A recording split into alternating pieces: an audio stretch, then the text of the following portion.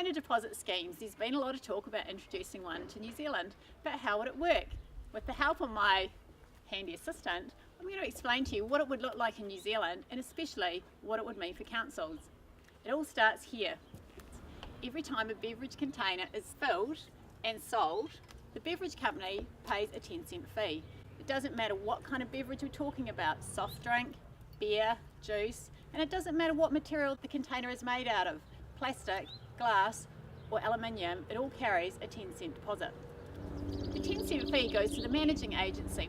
The managing agency is like a cross between a bank and a conductor. They collect and hold the money, and they also make sure that everybody in the system is doing their part. It's a not-for-profit, and on the board are representatives from beverage companies, community organisations, recyclers and councils. So back to the 10 cents. It sits here with the managing agency until the bottle goes all the way around the system and enters the recycling chain. So what's happening with the drink? It's sold by the beverage company to the supermarket who puts it on the shelf. Typically the beverage company passes on the 10-cent deposit they've paid to the retailer who adds it to the retail price. Now a thirsty person comes along and buys a drink.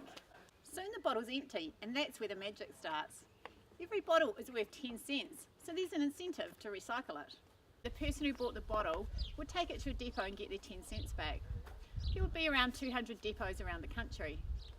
Businesses, councils or community organisations could apply to the managing agency to set up and operate the depots or to put in place reverse vending machines. Others would rather recycle their bottles just by putting them into the normal curbside collection.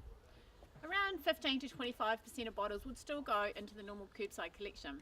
Multiple studies in Australia have shown though that even though you're getting less material going into curbside, the value is higher because of the 10-cent refund. And in fact, it's cheaper to run a curbside system when a container deposit system is in place. The refunds for these bottles will go to the curbside collector. 10 cents also motivates people, especially kids and community groups, to go and hunt out those bottles which might otherwise not have made it into the recycling system. The bottle is now being collected for recycling, so the magic 10 cents, which we started off with, is now paid to either the depot or the curbside collector. The incentive of the 10 cents has gone all the way around the circle. It's a bit like pass a parcel. Everybody hands it on and gets it back.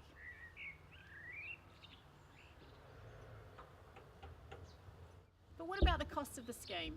In New Zealand it will cost about $70 million a year. And that includes a 3 to 4 cent handling fee that will be paid to the depot or the recycling collector, depending on who picked up the bottle. But the question I know you're asking is, where does the money come from? Firstly, because we're talking about a massive volume of beverage containers, about 2 billion a year, there's going to be a lot of interest building up when the 10 cents is sitting at the managing agency waiting for the bottles to be recycled. Secondly, there is a certain amount of bottles that are going to leak out of the system, and their deposits will be used to fund the system. Thirdly, at the end of the recycling process, the sorted containers, glass, plastic and aluminium, are sold as raw materials. These three sources of income, which are all generated within the system itself, add up to $60 million. So this chart represents the $70 million cost. You mathematicians out there will have noticed that we've got a $10 million shortfall in the cost of the scheme. That $10 million is met by a half-cent recycling fee that the beverage companies pay to the managing agency. Right now, only 30 to 40% of containers are actually recycled in New Zealand. With a container deposit system, the rates will jump up to 80 to 90%. A container deposit scheme is a great example of product stewardship because it shifts the cost of dealing with waste from the ratepayer and council to the producer and consumer of the beverage. All the information I've talked about here is in the Envision report and lots more detail too. It's a great read and really worth having a look at. There's also the Kiwi Bottle Drive campaign.